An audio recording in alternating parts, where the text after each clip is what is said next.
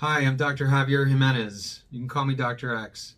I'm Director of Psychiatry and Chronic Pain at Long Island Jewish Medical Center and Northwell Health, and I've spent approximately 20 years at the interface between medicine and psychiatry. And today, in this video, I just wanted to talk about person-centered medicine.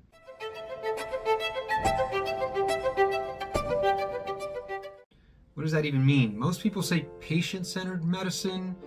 I think we should step it up a bit and really understand the patients that we're treating not as patients or specimens, but as people, right? Understand who they are. And in order to do that in our timed, crunched medical settings where we're being told to see more patients per unit of time, we need a system, we need a framework, we need a way to do that. And doctors, nurses in that space really need some guideposts. One model that I want to talk about today is called the biopsychosocial model. Now that's a mouthful. It's really 3 or 4 words combined. Biology, psychology, and society, right? Biological, psychological, and social factors all combined into one. Biopsychosocial model.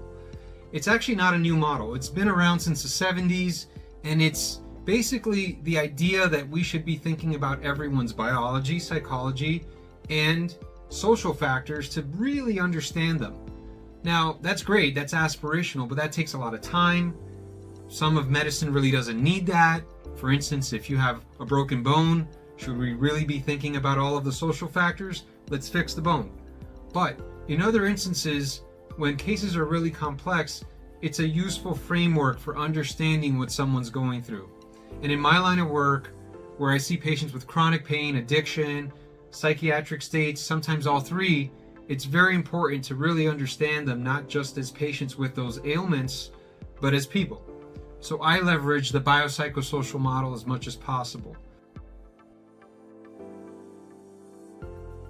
Here's the issue. As mentioned, we're all crunched for time. We rarely have the opportunity to get to know patients that well. And so it's difficult to organize all of the information. You have tons of information in terms of labs, studies, imaging, all of that, physical exam. And then there's other factors that we have to think about. The biopsychosocial model, however, can be organized in a simple way. And I've actually done research on this. I've done research on the biopsychosocial model in patients, for instance, with epilepsy, patients with chronic pain, and patients with medically unexplained symptoms. Real head scratchers that leave doctors stumped as to what to do next. I get called for these types of cases, and it's my job to try to organize it all for the sake of the doctor, but also the patient who's suffering from that ailment. So this biopsychosocial model that sounds complex and long can be organized into a grid, essentially. I'll show you some examples.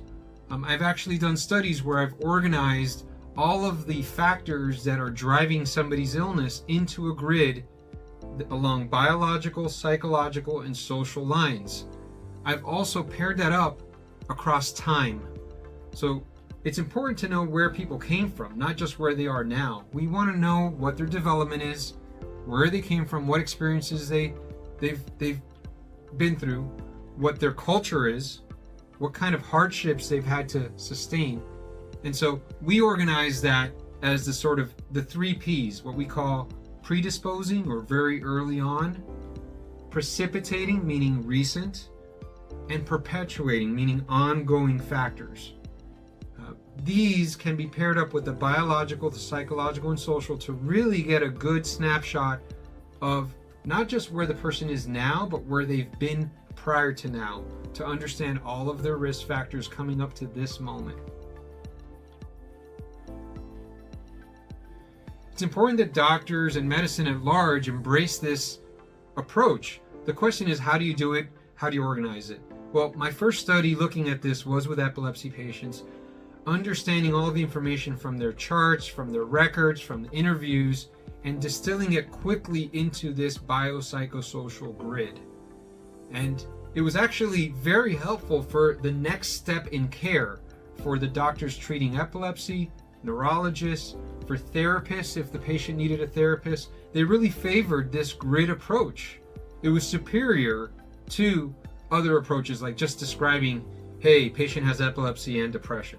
That's really not a full encapsulation or summary of who they are. Next, I actually applied this in chronic pain. And in another video, I actually talked about the psychology of chronic pain and how trauma can be very important to understand, early trauma. That's also a biopsychosocial approach to chronic pain. More recently, I published a study where the biopsychosocial model and grid was applied to a complex case of an individual who was scared of eating, had what we call phagophobia, or fear of eating. And you can look at the study and the report, but essentially she had a number of biological, psychological, and social variables or factors that were all working together to cause this unusual presentation that was stumping the doctors and herself. So those are a few examples of where the biopsychosocial model can be employed. But I'll give you one more factor here, because the biggest criticism of the biopsychosocial model is that it, quote, takes too much time. A lot of doctors, believe it or not, they believe in this model, but then push come to shove, they've got 15 patients, they're running around, they feel like they are not equipped to do the whole grid exercise that I just showed you. Well, in a separate study, I actually measured how long it takes to do these things, to do these grids. I took a sample of trainees, not even seasoned doctors where you think maybe they do it even better and faster, but trainees. And the average amount of time it took them to complete the biopsychosocial grid for 3 fictional complex cases was about 5 minutes. Think about that. 5 minutes is not an eternity. I don't think we should be doing this grid on every case, like the case of a simple broken bone. We should just go fix a broken bone. But in complex cases, we should be thinking with more complex approaches like the biopsychosocial model, and yet we need to do it in ways that are scalable, in ways that doctors don't feel burnt out, in ways that are organized and favored by the next level of care like therapists and other doctors. If you look at these studies and these publications around the biopsychosocial model, I feel like I have a working template here for something that could be disseminated across medicine if we have the right throughput and buy-in. In summary, I think that we need to educate more physicians, including the next generation of physicians, trainees, in leveraging the biopsychosocial model, which everyone feels is very lofty and a good idea, into practical terms, into this grid that I've shared. And that comes through training programs, examples from individuals like myself that work in the interface with medicine and psychiatry, and really showing that a 5-minute exercise or endeavor is not going to break your back. It's going to help actually somebody with very complex presentations get the solutions that they need.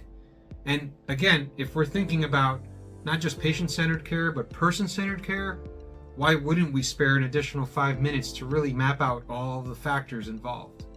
Follow me for more conversations about the biopsychosocial model and mindful medicine.